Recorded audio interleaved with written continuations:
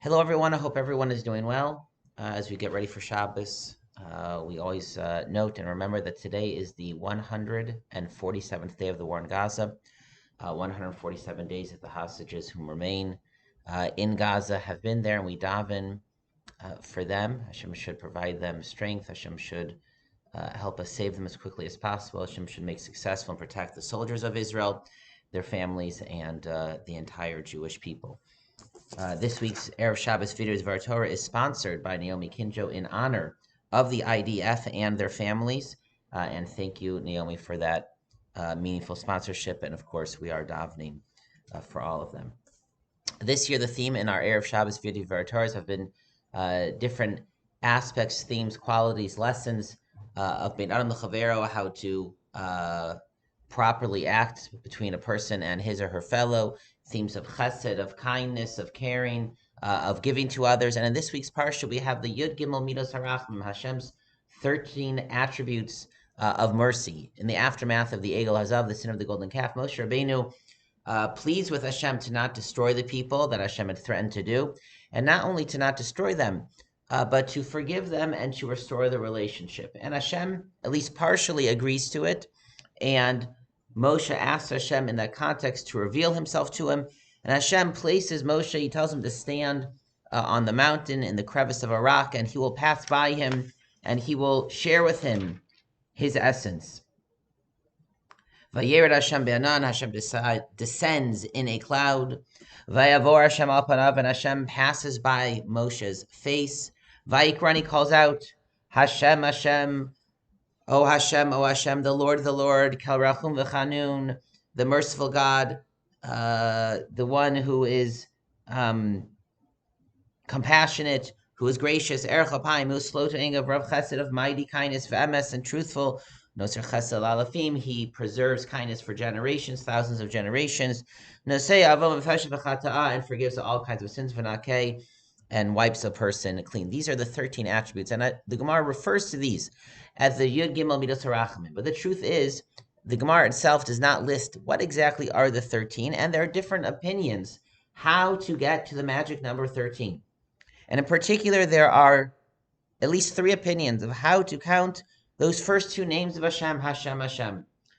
Traditionally, the opinion that we generally follow counts each of those names as an attribute of mercy. Hashem is 1, Hashem is 2, Kel is 3. And Hashem Yud, Hey, Vav, Hey is an expression of mercy, the kindness, the giving of the creator, of the sustainer, etc. However, others, the Rambam, for example, maintained that the first Hashem is not one of the 13 Midos Harachmim, and rather the pasuk should be read, Vayikra Hashem, and God called, quote, and now the 13 begin, Hashem Kel Rachum v'Chanun. And he divides one of the later attributes into 2. There is another opinion quoted by the Meiri that maintains that neither name is one of the 13 attributes of Hashem, of mercy, because the pasuk should be read as follows. Similarly, Vayikra Hashem, and God called, quote, Hashem, God, Kel Rachum v'Chanun, is merciful and gracious and kind. And that first name Hashem is not one of his attributes of mercy. That's just who he is. That's his name. And as Hashem is, and then it is a listing of the 13 attributes. However, our tradition is to assume that Hashem's very name, is one of the attributes of mercy, and even both names. And when you say Hashem, Hashem is saying it is I. And there are different ways to understand that, how the name Yud, Hey, Vav, Hey is an expression of mercy. But a new interpretation occurred to me this year. And that is perhaps the reason why Hashem's very name is one of his attributes of mercy, is because one profound way that we show love, care and concern, connection, empathy to someone else is by sharing of ourselves, by what we call today opening up, sharing some part of who we are. That is one way to bond with someone. We can bond with someone by showing interest in them, care for them, trying to understand them. But also, if we want a relationship, we have to share of ourselves.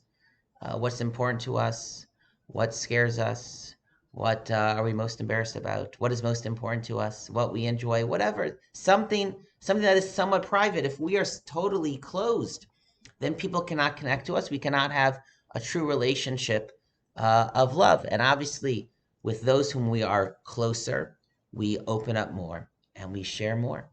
And so the first of the 13 attributes of Hashem, perhaps the first two, are simply Hashem's name. It's a way of Hashem saying, this is me. This is me. Even if Yud Hey Vav Hey would not be an expression of mercy, even if that would be a name of judgment, but Hashem sharing who He is. What an incredible thing that Hashem opens up to us. And really, that is the theme of this entire interaction between Moshe and Hashem. Moshe says, I want to see you, I want to understand you. And Hashem says, listen, you can't totally see me or understand me, but I will show you what I can. I will open up to you.